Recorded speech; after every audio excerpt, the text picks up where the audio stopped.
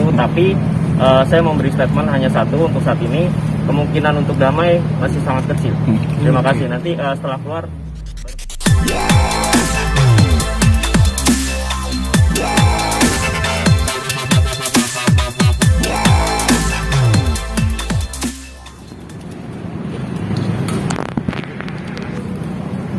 Sini aja yuk.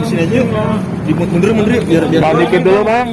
Bang, gimana bang? Dikit dulu bang, gimana bang? Tunggu bang.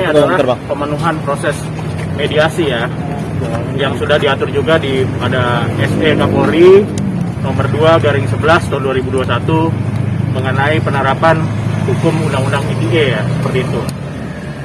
Nanti pasti dipertemukan antara pelapor dan terlapor.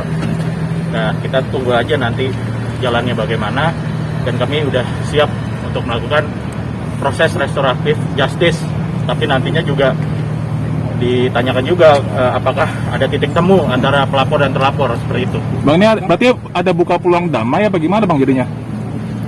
Ya, ini kan hanya pemenuhan proses mediasi yang sudah diatur juga berdasarkan SE Kapolri nomor 2/11/2021 kan, penerapan Undang-Undang Hukum ITE, dan ini sifatnya wajib seperti itu. Bang, ada Benny, ini sendiri gimana bang?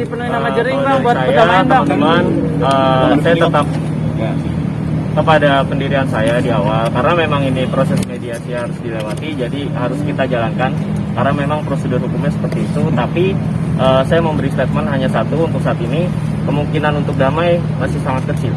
Terima kasih. Nanti setelah keluar baru kita informasikan kembali. Terima kasih bang. Makasih bang. Terima kasih kawan-kawan. Terima kasih ya teman-teman.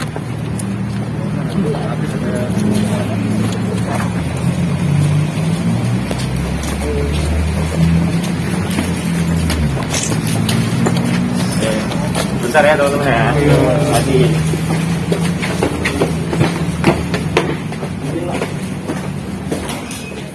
Mediasinya tidak sempurna bang.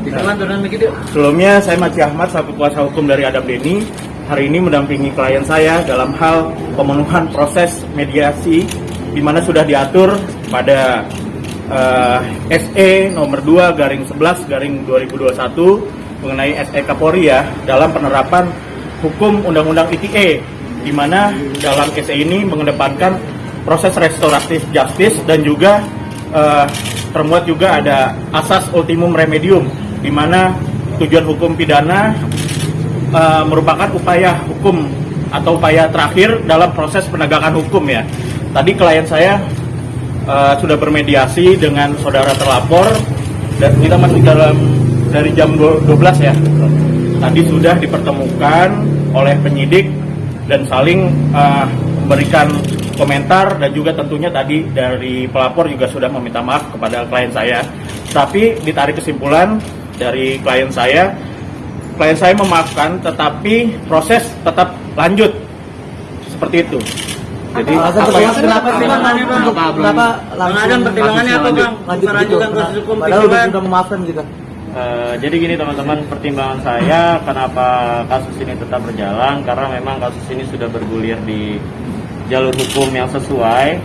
Saya memaafkan, tetap memaafkan, tapi tidak melupakan, dan saya juga tadi membuat keputusan dengan kuasa hukum saya untuk terus melanjutkan proses hukum yang berlaku di pihak kepolisian. Paling kayak gitu ya, karena memang sebelum saya melaporkan, saya sudah melakukan mediasi, tapi di dalam mediasi sebelum yang saya laporkan itu, saya ditolak mentah-mentah, ditantang tanding hukum, saya dibilang bukan siapa-siapa. Pada intinya memaafkan sebagai manusia, iya jelas memaafkan.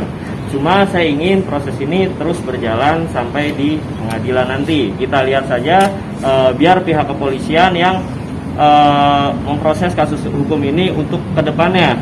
Dan saya juga berterima kasih kepada Subdit 3 Resmo Polda Metro Jaya yang sudah memfasilitasi adanya agenda mediasi ini. Agenda mediasi berjalan baik, dan memang keputusan saya sudah bulat, tidak dapat diubah sama sekali. Terima kasih. Bang, tadi sempat ngobrol langsung sama pelaku nggak? Iya betul. Ngobrol apa aja bang? Ngobrol ini ya seputar permasalahan ini, menjelaskan hal-hal lain yang paling kayak gitu aja. Sama nggak dengan apa yang tersampaikan di media sosial dengan orangnya? Berbeda ya. Saat ini memang yang bersangkutan lebih kalem, lebih bijak, lebih baik, itu paling. Bahkan Polda Metro Jaya bilang ini bukan mediasi terakhir sebenarnya. Kalau dari pihak abang sendiri, apa yang membuat nanti mediasi berhasil? Standar seperti apa yang diminta dari pihak pelaku sebenarnya? Kembali lagi itu hak mutlak dari klien saya ya, untuk memutuskan berdamai atau tidak, atau mengupayakan restoratif justice atau tidak.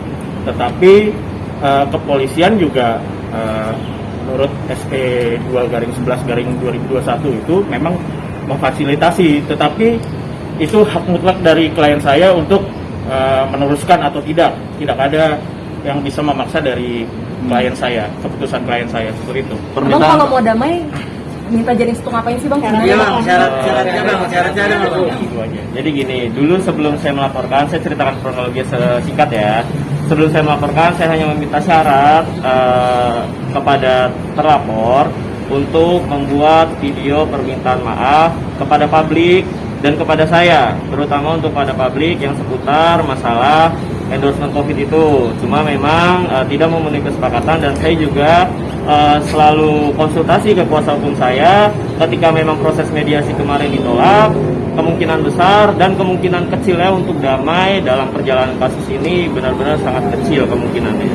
Itu paling aja. Saya tidak menuntut apa-apa, bahkan saya tidak meminta mungkin isu-isu di luar ya, tidak meminta nominal-nominal sama sekali. Mohon teman-teman jangan memanaskan situasi.